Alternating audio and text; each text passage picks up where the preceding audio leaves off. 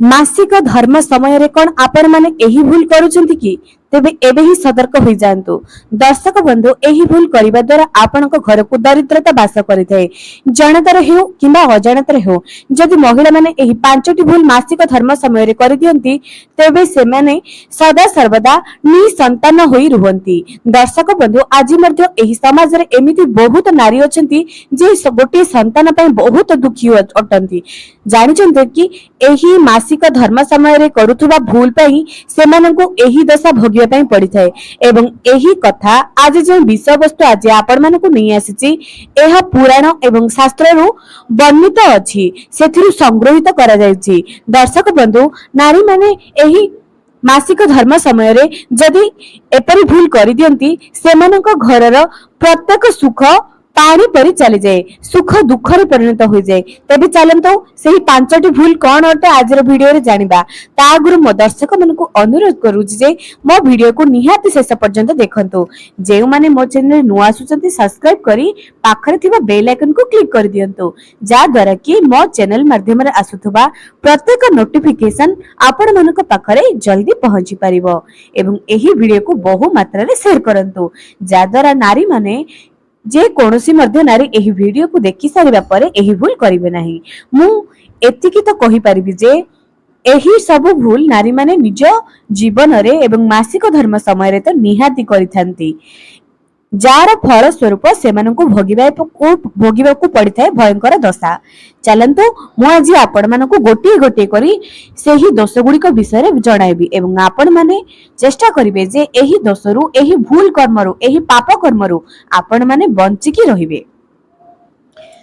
तेबे दर्शक बंधु एही जो मासिक धर्म आसे एहा प्रकृतिर गोटे नियम एथिरे कोनोसी बदला जाई परिबो नाही। एहा प्रकृतिर नियम जहा कि प्रत्येक नारीक देह रे आसे एवं आसुथिबो मध्य किंतु महिला माने टिके विशेष ध्यान देबा दरकार एही मासिक धर्म समय रे।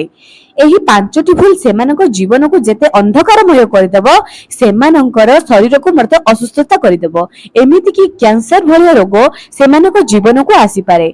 हां दर्शक बंधु सेथि पई तो एही मासिक धर्म समय रे अधिक रु अधिक सतर्कता रहिबा पई कुहा जायछि।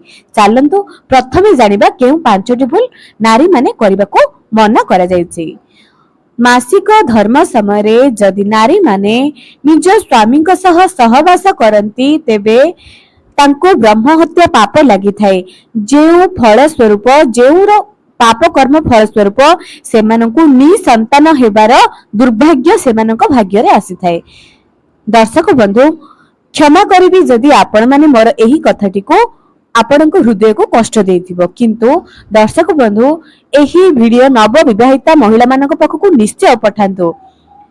मासिक धर्म समय रे मासिक धर्म जेते आपण जेते समय जाई सुस्थ होई नहांती सेही समय पर्यंत निज स्वामी सह सहवास करंतो नाही एवं जदि सुस्थ होई जांती तेबे मासिक धर्मर चतुर्थ दिन आपण स्वामी सेवा रे लागि पारिबे किंतु एही 3 दिन तार पूर्व 3 दिन रे आपण जेते पारिबे स्वामी सेवा रे दूरे रुहंतो एवं भूल रे मध्य स्वामी सह सहवास करंतु नाही मासिक धर्मर समय रे नहले आपण मानको भयंकर दशा भोगिया बे पड़ी थाए जहा कि आपण निसंतानर मध्य दुर्भाग्य आपण भाग्य को आसी थाए। तेणु जदि सतरे संतान सुख चाहुचंती एही पाप कर्म रे दूरे रुहंतु एवं जदि एही वीडियो को कोनोसी बापा मां माने देखुचंती दया करी निज छुआ मानंकु एहा विषय रे अवगत करांतु आपण मानकर निश्चय मंगल हब। दर्शक बंधु थारे निजको पचारंतु मु जो वीडियो आपण मानकु आज जणाइली एथिरे कोन भूल अछि थारे ते चिंता करंतु निज छुआ मानकर ही मंगल हब।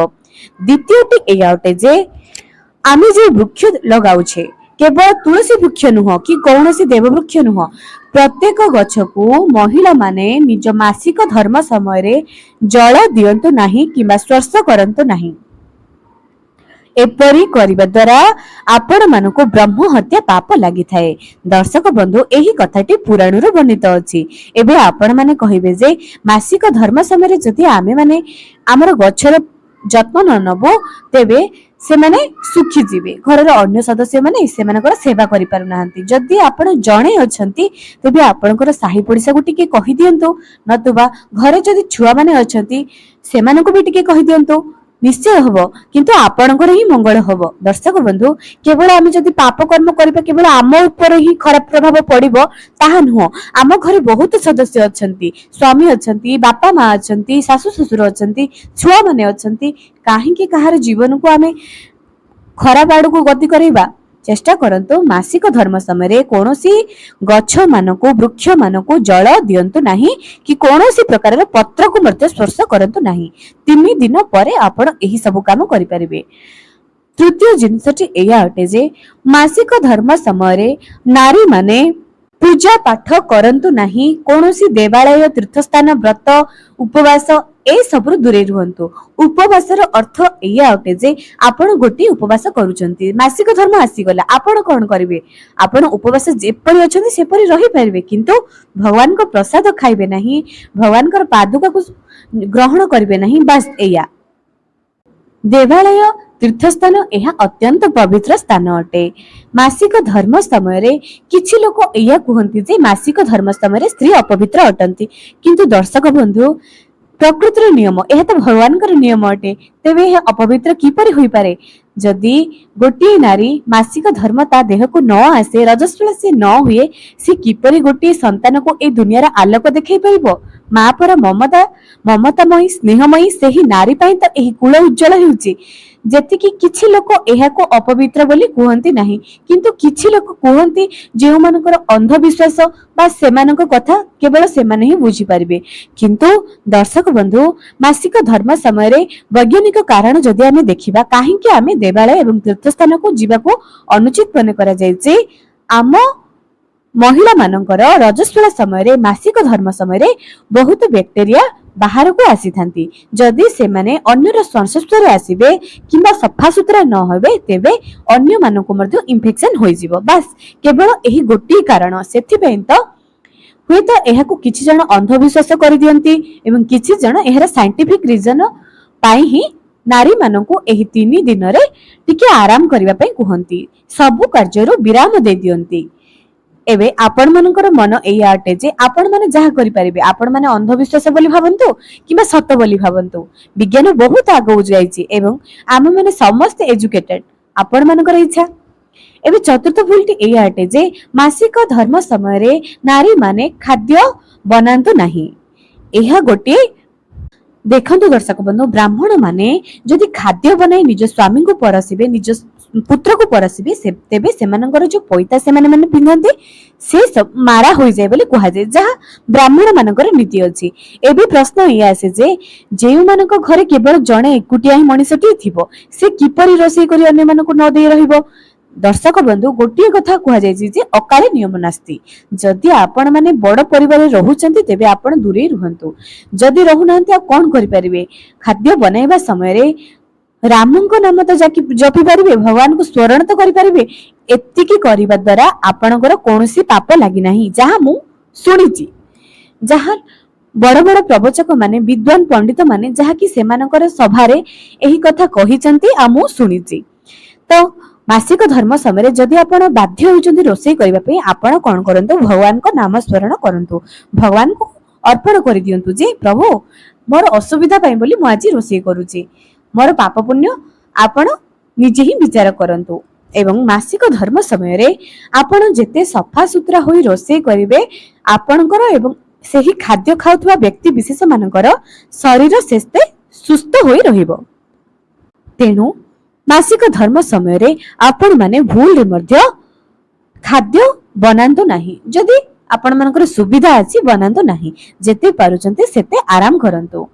ପଞ୍ଚମ ନିୟମ, ଯାହାକି ସବୁଠାରୁ ଶ୍ରେଷ୍ଠ ନିୟମ ଅଟେ, ମାସିକ ଧର୍ମ ସମୟରେ ଯେତେ ପାରୁଛନ୍ତି ଆପଣ ସେତେ ସଫାସୁତୁରା ରୁହନ୍ତୁ। ଯେତେ ପାରୁଛନ୍ତି, ଯେପରିକି ଆପଣଙ୍କୁ ଦେଖିଲେ କେହି ଜଣେ କହିବେନି ଯେ ଆପଣ ମାସିକ ଧର୍ମରେ ପଡିଛନ୍ତି ବୋଲି, କାରଣ ଆମେ ଯେତେ ସଫାସୁତୁରା ରହିବା ସେହି ସମୟରେ ଆମ ଦେହକୁ କୌଣସି ବ୍ୟାକ୍ଟେରିଆ ସ୍ପର୍ଶ କରିପାରିବ ନାହିଁ ଏବଂ ସେହି ସମୟରେ ଏତେ ବ୍ୟାକ୍ଟେରିଆ ମାନେ ଫେଲିଥାନ୍ତି ଯେ ଯଦି ଆପଣ ସଫାସୁତୁରା ନ ହେବେ ତେବେ ଆପଣଙ୍କୁ ବଡ ବଡ ରୋଗର ଶିକାର ମଧ୍ୟ ହୋଇପାରିବେ। दर्शक बंधु निज शरीर को निजे ही सुस्थ रखंतु जेते पारुचंती सुस्थता पाई सफा सुतरा रुहंतु सही समय रे एवं घरर प्रत्येक व्यक्ति विशेष मानक अनुरोध जे निजर स्त्री भौणी झीर मासिक धर्म समय किसी साहाय्य करंतु सेमानक कष्ट को बुझंतु सेमानक दुख को बुझंतु साहाय्य करंतु सेमानक एवं दर्शक बंधु मुझे आ गोटे कथा कहबी जे मासिक धर्मर पीड़ा महिला मानकु ही भोगिया पई पड़ी थाए एहर गोटे पौराणिक कहानी मध्य अछि जहा कि मोर वीडियो रे मो चैनल रे आगरु अपलोड होईची जदि आपण माने चाहि पारंती देखिबा को इच्छा प्रकाश करंती तेबे मो चैनल को जाई सेही वीडियो को आपण माने देखि परिबे। दर्शक बंधु आशा करूची जे आजर वीडियोटी आपण मानकु निश्चय लाभप्रद हबो। आज पई रहिली पुणी देखाइबो आगामी एक सुंदर वीडियो रे।